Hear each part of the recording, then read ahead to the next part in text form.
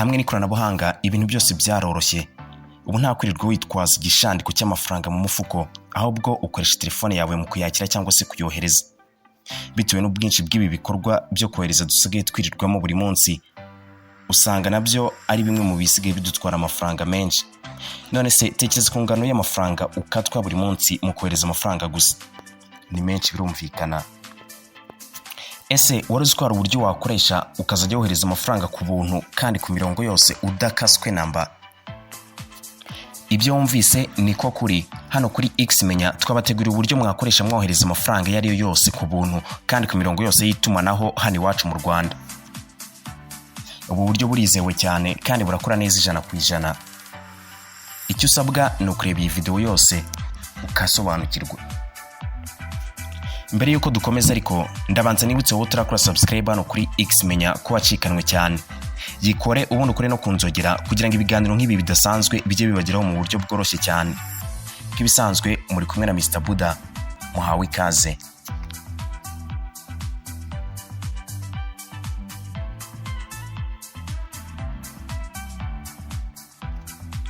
Mu busanzwe iyo ugiye kohereza amafaranga ukanda akanyenyeri 182 urwego kuri MTN cyangwa se ugakanda akanyenyeri 500 urwego ku bakoresha Airtel Tigo. Mu gihe waramukoresheje ubu buryo ariko byanze bikunze uba ugomba kwishyura ikiguzi cya serivisi. Niyo mpamvu natwe tugiye kwifashisha application yitwa Chipa Cash. Chipa Cash ni serivisi ifasha abantu kohereza amafaranga ku buntu mu bihugu bigira mu 8 byose byo hirya no hino mu isi, birimo Nigeria, Afrika y'Epfo, Leta Zunze Ubumwe za Amerika, Ghana, Uganda, u Rwanda ndetse n'ubwami bw'Ubwongereza. Kuri Chipa Cash kohereza amafaranga ni ubuntu muri ibyo bihugu byose ku mirongo yose y'itumanaho ibihakorera, kandi ibyo bigakorwa mu kanya nk'ako guhumbya, kimwe n'uburyo busanzwe nyine mwoherezamo amafaranga kuri iyi mirongo. Niba udasanzwe uyikoresha rero urajya kuri Play Store yawe cyangwa se Apple App Store uyimanure, ubundi wiyandikishe ukore verification y'indangamuntu n'iyisura. Uramutse ubonye bikugoye gukora verification wakifashisha video twabikozeho ibisobanura neza, ushobora gusanga no mu gisobanuro cy'iyi video description. Niba usanzwe ukoresha Chipa Cash nawe iyi video irakureba. Noneho reka turebe ko twohereza amafaranga ku buntu hano mu Rwanda, yaba ari kuri MTN ndetse na Airtel. Turafungura application yacu ya Chipa Cash nk'ibisanzwe. Murabizi ko kohereza amafaranga ubusanzwe hano kuri Chipa Cash ukanda kuri send, ukabona abantu bawe bakoresha Chipa Cash ushobora kohereza amafaranga. Ubu buryo burihuta cyane. Cyangwa se ugakanda nanone kuri outside Chipa mu gihe ushaka kohereza kuri nimero idakoresha Chipa Cash mu busanzwe. Gusa ubu buryo bwa kabiri bwo kohereza kuri nimero itari muri Chipa Cash bwo bushobora gutinda, mukaba bwafata hagati y'umunsi umwe ndetse n'iminsi 4. Birumvikana ko atari uburyo bwiza cyane mu gihe waba ushaka kohereza amafaranga ako kanya. Niyo mpamvu rero tugiye kukwereka uburyo bwa mbere bwiza cyane kandi bwizewe wakoherezamo amafaranga yawe ku buntu kandi bukihuta cyane kuri nimero iyo ari yo yose ushaka, yaba ari MTN cyangwa se Airtel. Gusa ariko mbere yuko dukora ikindi kintu icyo ari cyo cyose, reka tubanze dushyireho amafaranga. Turakanda kuri wallet ahagana hejuru, ubundi duhitemo add cash.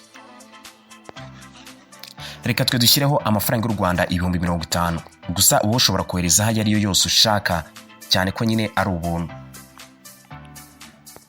Ubundi ugahitamo nimero ushaka gukoresha wishyura, ugakanda kuri continue, ugategereza gato. Iyo bakubwiye ngo success, ubusigaje kwishyura gusa. Hari igihe uhita ubona ubutumwa bugusaba kwishyura, ubundi ugahita ubyemeza muri ako kanya ukiri muri Chipa Cash. Gusa niyo udahise ubona ubwo butumwa bubigusaba, ujya muri telefone yawe ugakanda akanyenyeri 182 akanyenyeri 7 akanyenyeri 1 urwego ku bakoresha MTN, ubundi ugakurikiza amabwiriza. Aha murabona ko twoherejeho amafaranga y'u Rwanda 50,000. Ubutumwa bubitumenyesha buhita buhagera ako kanya. Hano turahita dusubira kuri Chipa Cash yacu. Murabona ko kuri balance dufite amafaranga y'u Rwanda 50,000 kuko ukiyohereza ako kanya ahita ageraho. Ubu noneho aho tugeze niho hari ibanga nyamukuru ryo kohereza amafaranga yose dushaka ku buntu kuri nimero yari yo yose. Kugira ngo tubigereho turirengagiza ubu buryo busanzwe bwo kohereza dukanda kuri send, ahubwo turahita dukanda aho hejuru kuri wallet. Ubundi dukande kuri cash out nkaho tugiye kubikuza bisanzwe, tugashyiramo umubare wayo dushaka koherezaho. Twe turoherezaho 50,000. murabona ko kohereza ari ubuntu. This transaction is free. Dukande kuri continue dukomeze. Hano naho tujye guhitamo nimero dushaka koherereza ibihumbi 50. Izi nimero muri kubona hano ni izisanzwe tuba twaroherereje amafaranga. Kugira ngo dushyiremo indi nimero rero dushaka koherezaho, turakanda kuri add new payment method irahagana hejuru. Uhitemo niba ari Airtel cyangwa MTN. Si ngombwa ngo iyi nimero ibiri kuri cheaper cash.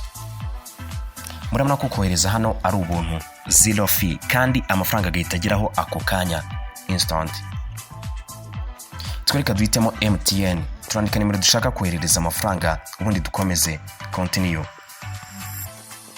Nimero maze gushyiramo ako kanya uhita uyibona hagana hejuru, ku buryo n'ikindi gihe cyari cyose wazajya kohereza iyi nimero uzayisangaho, ubundi uhita uyikandaho.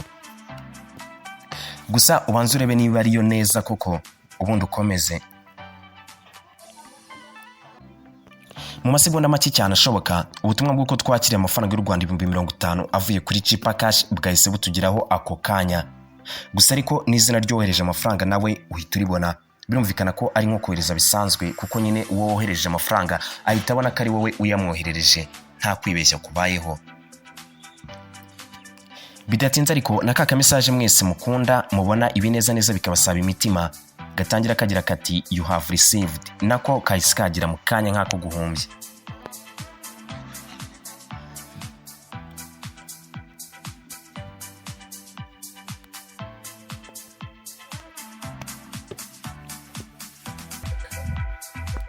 Turasubira inyuma kuri cheaper cash, ubundi dukande done. Murabona ko dusigaranyeho ubusa kuri wallet yacu. Mwibuke ko twabanje gushyira amafaranga y'u Rwanda 50 ntacyo badukase, tukoherezaho 50 nta kintu namba dukaswe.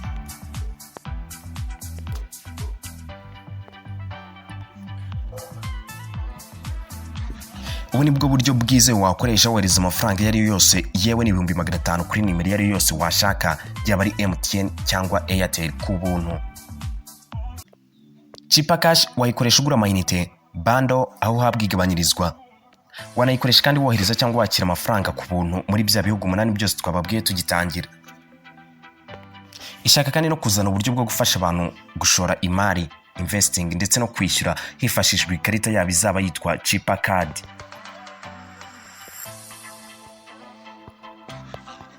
Wowe rero wagiraga ikibazo cyo kohereza amafaranga kubera gukatwa, twizere ko bikemutse nyuma yo kureba iyi video hano kuri Xmenya. Nyamuneka ndakubisa gukora subscribe ugakora no kunzogera hano kuri Xmenya kugira ngo ujye ubona ibiganiro nk'ibi bidasanzwe mu buryo bworoshye cyane. Iyi video kandi mu gihe wayikunze wayiha like, ushobora kandi no kuyisangiza inshuti zawe nazo zigasobanukirwa. Mubaye mufite ikibazo, igitekerezo, inyunganizi cyangwa icyifuzo cy'ibyo twazabagezaho ubutaha, mwatwandikira muri comment. Mwari kumwe na Mr. Buda, Imana ibahezagire.